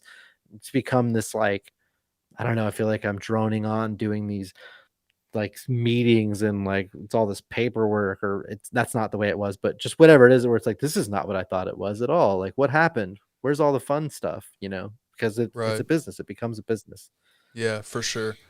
There's a few questions here to get to, and then I'll have one more for you, and then we'll do a little bit of fun stuff. So Bobby says, "What are some of the top niches that you feel is getting bigger or are going to explode?" Oh, there's a bunch of them. How would you answer that? So I want to know why he quoted niches. Did I never know how to say that word right, and sometimes I'll say it niches. So if I said niches, then People, that's what I I, call it. people GIF, say it all different ways. GIF. Yeah, But yeah, so niche, I'll say niches. I like niches. I want to say it that way now. niches. You know what's crazy is I think that one of the ones that will grow really fast on especially like on TikTok and stuff is content creation. Honestly, I feel like talking about like content and maybe when it comes to like video production a little bit too, but I think that people are super interested in this stuff right now. So anything around those topics. That's not to say that people like, because whatever's hot is what I would say. So the market for a minute, like even during the pandemic, as weird as it was for housing, was kind of crazy, right? And prices were going up, and that's going to be a super hot niche to be in, right? Because like people are like, oh gosh, I can sell my house, I can make more money. And so they're going to be doubling down on the type of content they consume. Crypto, it's kind of like, I don't know, actually, maybe it's coming back up again, but crypto, like last year, I really started getting heavy into the TikTok and like scrolling, and it was just like all over the place. I feel like people were like, because Doge was starting to get popular, right around this time last year, right, with Elon Musk going on SNL, all that stuff. So I think that those will continue, like with crypto, with content creation, with I hate to use the term marketing and stuff like that, because I think what marketing actually means and what people think it means can be different. But I think sometimes you might refer to content creation slash social media as quote unquote marketing. Um, and then I don't know, I feel like I'm leaving something out, but definitely it changes. So it's just whatever is popular, right? Like right now, Will Smith's a pretty popular topic. Today, for sure, today he has been. Yeah, yeah. And I'll admit, I took advantage of that too. I didn't talk about the whole thing. Like I don't, my opinion on what that is doesn't matter. But I did use the video in a TikTok. So just I don't know. I thought it was funny. Can I say, like, no, you nailed it. There was no part of me. There is, okay, and this is just me. I feel like this is a tinge, like, on the negative side to say this. There are people that are like, did you see this last night? I scroll past them. I'm not really like into the drama side of things. Your Right. video made me laugh, but I am a part of the content creation space. So I love that, like, that he was slapping the algorithm. But I think you played it right because you picked a topic that is topical, and you that's exactly Ken is the freaking like goat when it comes to how you should be creating content. You take it and you fit it to your niche, as he would have said, right? That's what you need to do. So you Right. nailed it. Yeah. It just sound at the time when I was I don't know when I saw. So of course this morning when I come down here, like I have a routine. I come down here, I turn on. I usually listen to the news for a little bit while I'm logging into work and getting stuff going. And of course that's all that's being talked about. That slap is just being played on replay. And I was looking at TikTok and I was looking at questions people had, and it just like he just slapped the algorithm. That's what that video is going to be. Dude, nailed it. I'm looking through. I want to make sure I don't miss any comments. Yeah, I did see. I don't know if you know MD Picker. She's on TikTok. She's on YouTube and everything. She's basically a eBay Mercari. She's a reseller. Her content is awesome. I love the way she does things. But she posted a video today where she fell out of her chair during a live stream last night and has a few staples in her head and a bruised shoulder. So she said she's doing okay. I'm glad to hear it because that fall did look terrible. Yeah. Looking through the comments, you guys, if I miss anything, make sure please throw it back down there. I do know that Gary said up here, can we take just 1 second to tell Chris his beard is rad? Absolutely. Yeah. Thanks. I grew it myself. Yes. Yep. Let me see if I missed anything else. Talking about the chair fall. Batching is awesome. I also do some on the fly. Yeah. I do most of mine on the fly. I batch what I can, but I'll be spending some of this week doing it because I kind of need to. Some stuff going on coming up next week, but yeah. Definitely try it. Let me jump in and say you should try anything. That is the best content creation tip ever. If you especially have a low follower account, so you're not in front of a lot of eyeballs yet, which TikTok will put you in front of everybody, but try everything. Like try your best to step outside your comfort zone and definitely do what other creators are doing. Maybe they're not in your niche, but if it's working for them, try and apply it to your niche. But anyways, we can get into all that stuff all day. I think the biggest thing that I realized is that you just have to try, because you may think this guy's got a perfect system. I'm going to copy him. And then you go do it for yourself and it may not actually work because it's not your thing. It's just not, it doesn't come across as you to people. Right. You know, my two most viral videos at first, micro viral for me, were because of like a smart aleck comment that I made. Basically, I wasn't talking about content. I wasn't well lit. It wasn't, whatever reason, I said something that was kind of funny and people were like, huh, instant follow. And so that blew my mind, right? Because I'm like, what about all this good stuff I was talking about over here? So it just goes to show you, just do you, right? And you'll figure it out. You'll start to get like see what works, and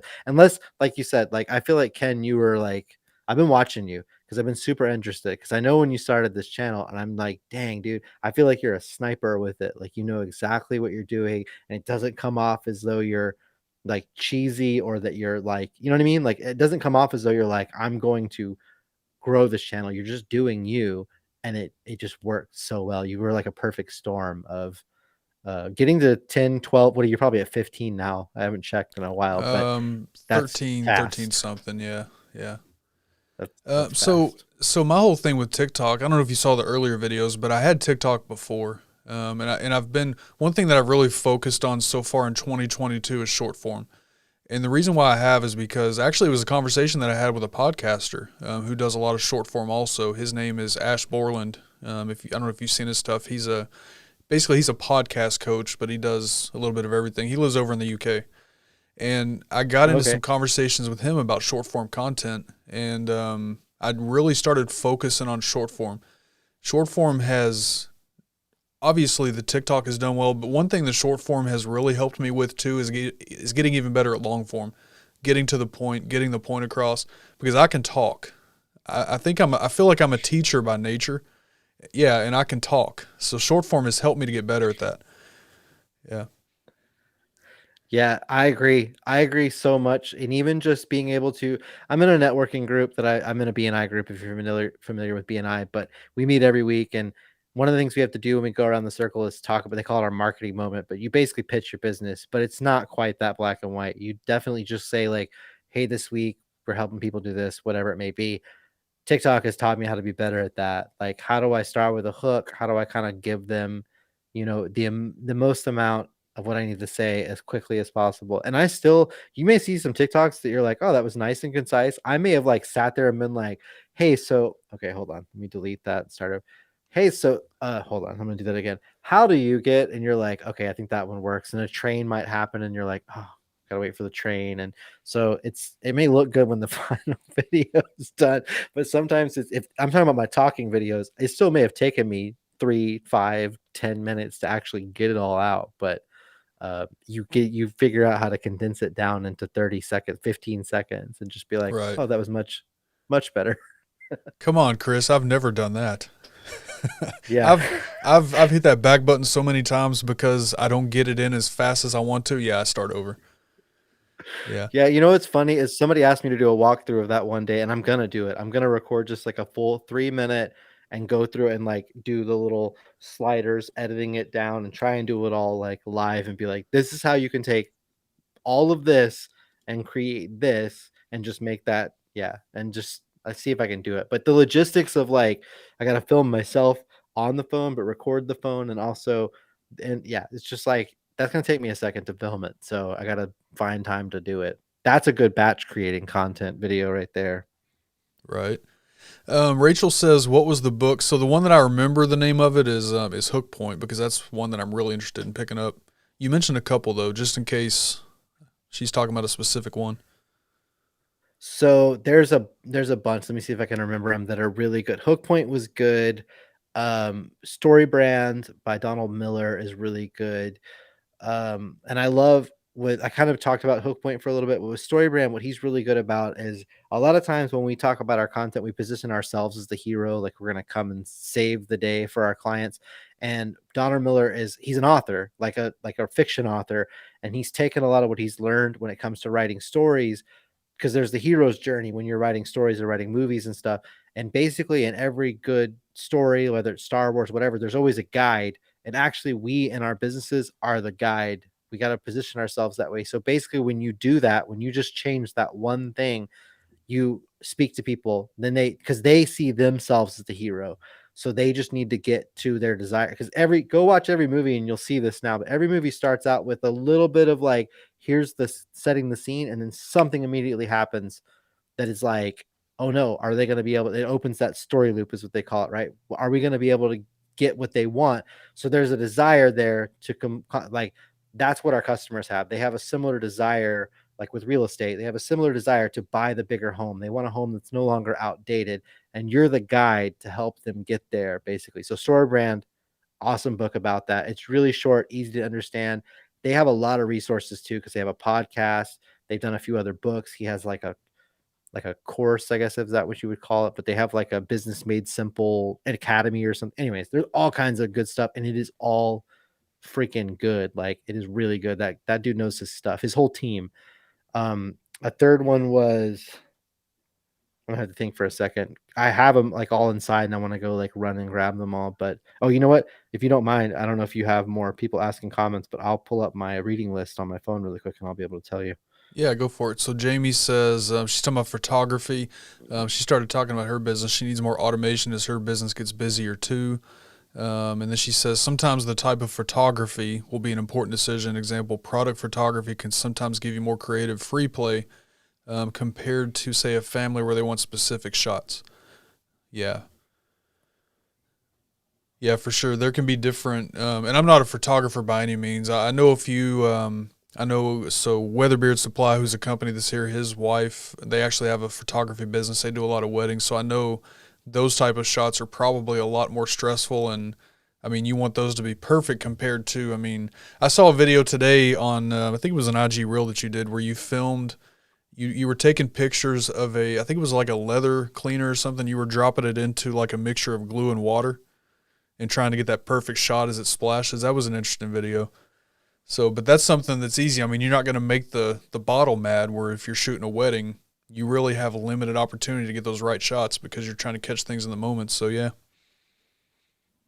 Yep, 100%. So I think the third book that I brought up was Steal Like an Artist.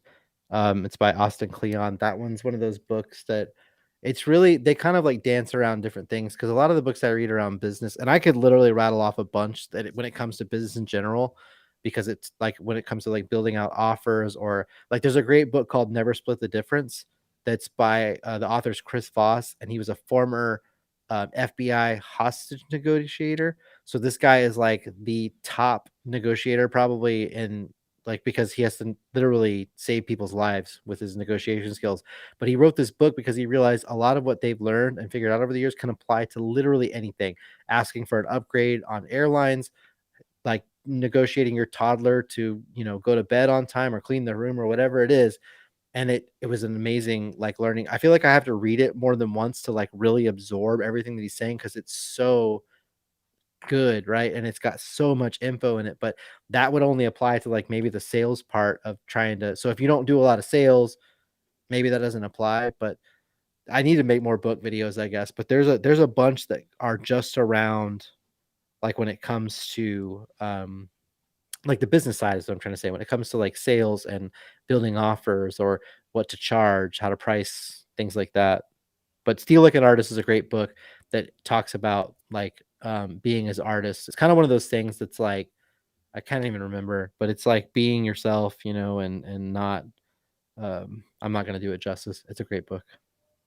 I'm gonna go. So we're at an hour and 36 minutes roughly. I'm gonna make sure I go back through here and write down these book names. Hook points I remember because I want to pick that one up.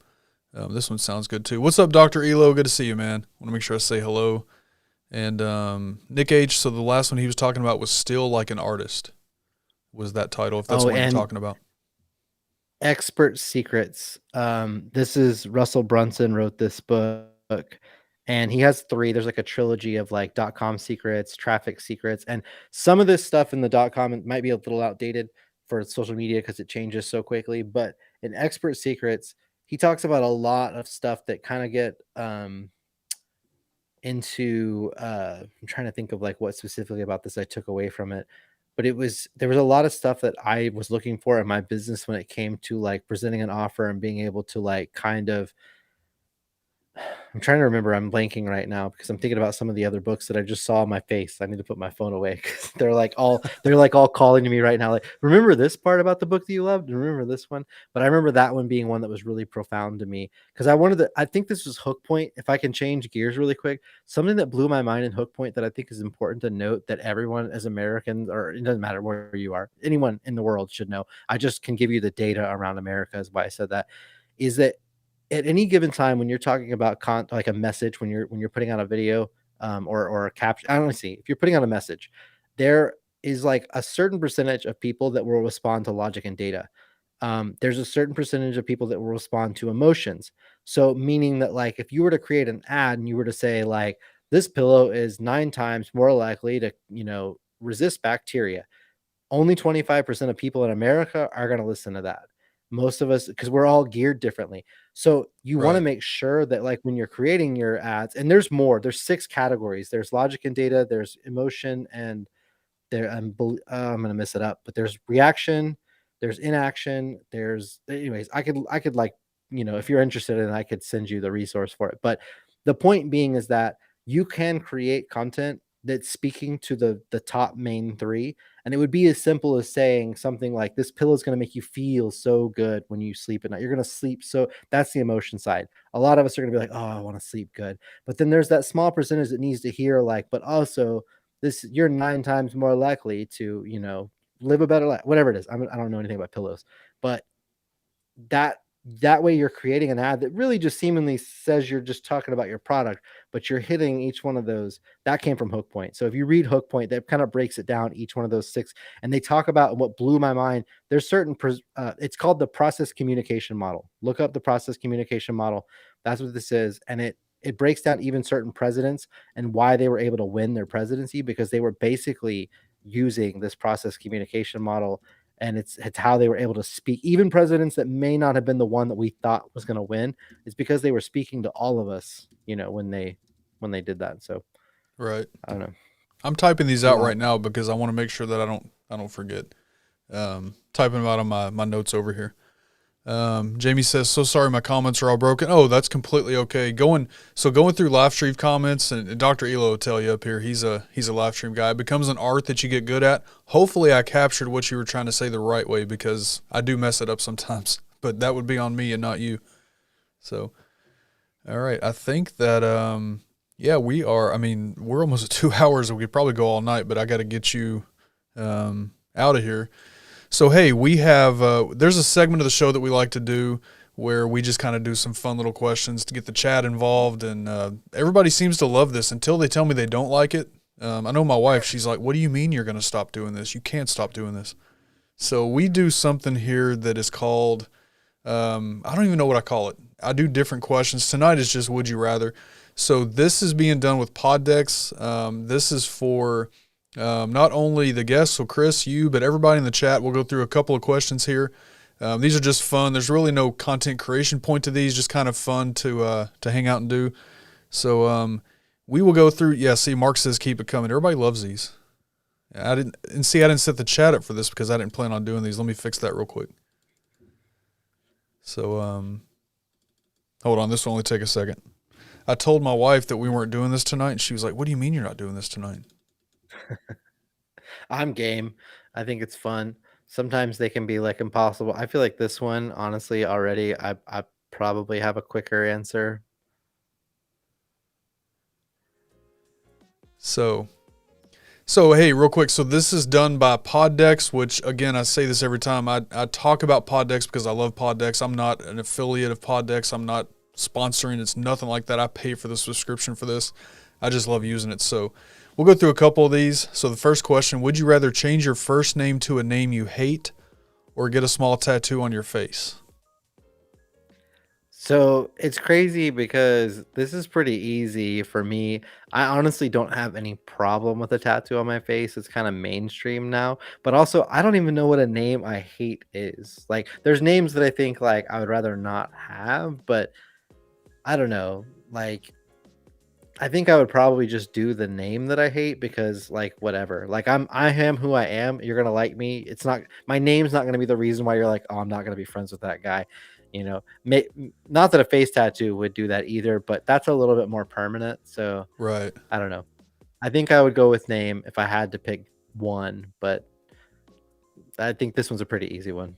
Yeah, I think I'm going name also. I don't have anything against, like, I don't judge people that have tattoos on their face. Great people, all that, but for me, it's just not the right thing for me. So I'm gonna go with the name too. So we got, so my wife says she would change her name. Mark would go small tattoo on the face. All right, Mark. He likes his name. Nick would change his name. How funny is it that his name is Mark? He would trade Mark for a Mark. Right. I don't have the drum kit sound here, but I'll give you that one. Sorry, that joke. No, I love it. So hey, if you're in the chat and want to participate, throw your answer out there. Would you rather change your first name to a name you hate, or get a small tattoo on your face? So we'll go on. Hey, what's up, Ellie? Ellie says, so Ellie will do a face tattoo. There you go. Shaky will do a tattoo. I'll just tattoo a single dot and say it's a freckle.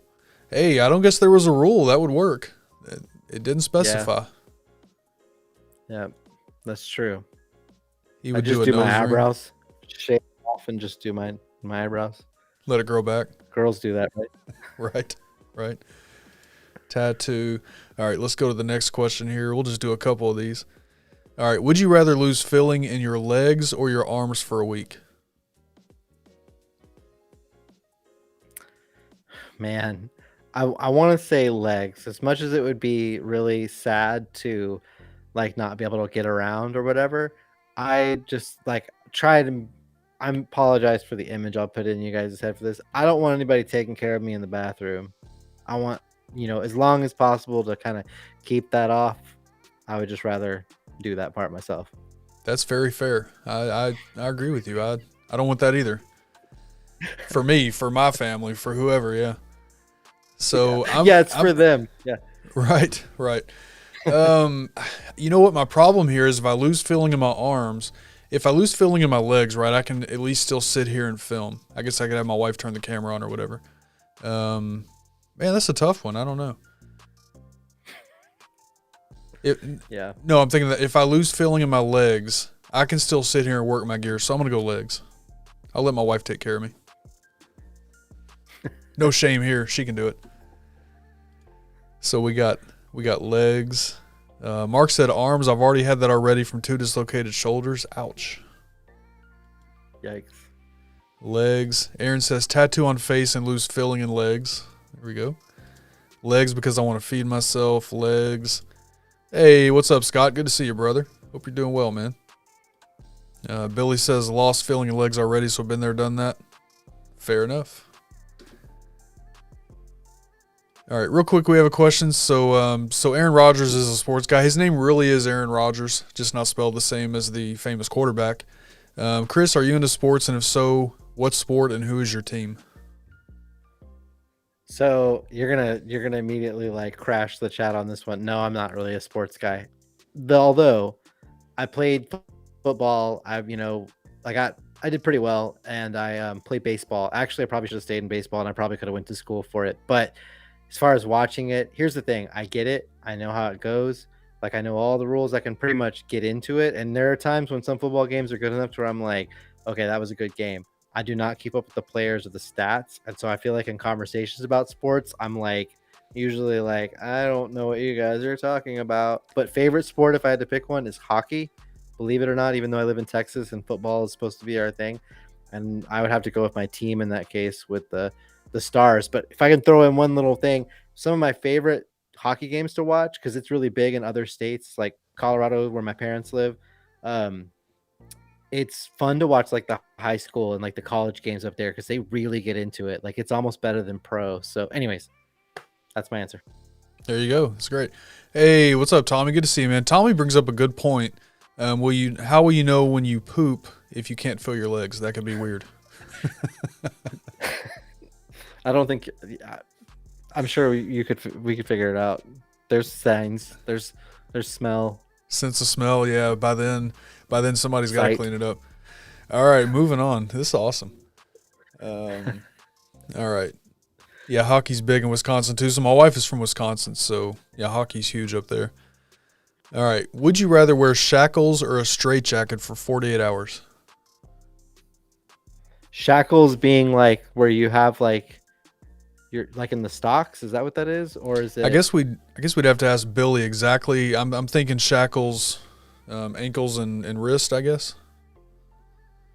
Or a straight jacket. Oh, I think I would rather have shackles then, because I don't know. At least with shackles, you might be able to like scratch your nose.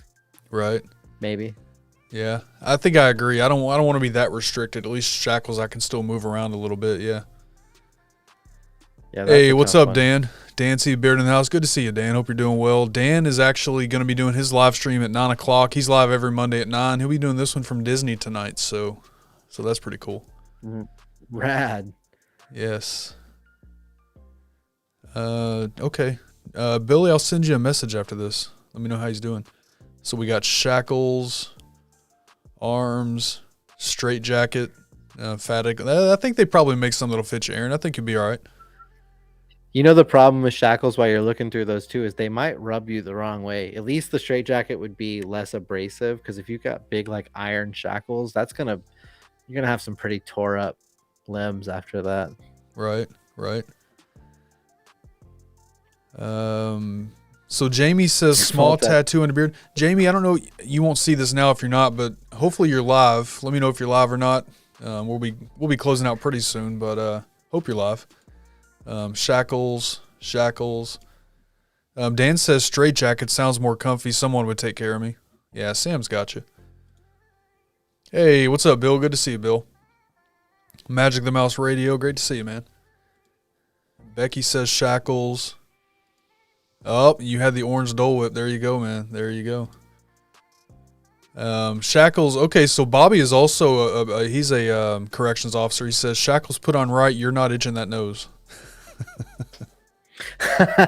So maybe, I don't know. I've never been in them, so I have no idea. Okay, point taken. All right. Right. All right, we'll do one more. We'll do one more and then close out here. So, would you rather ride the scariest roller coaster in the world or bungee jump off the tallest bridge in the world?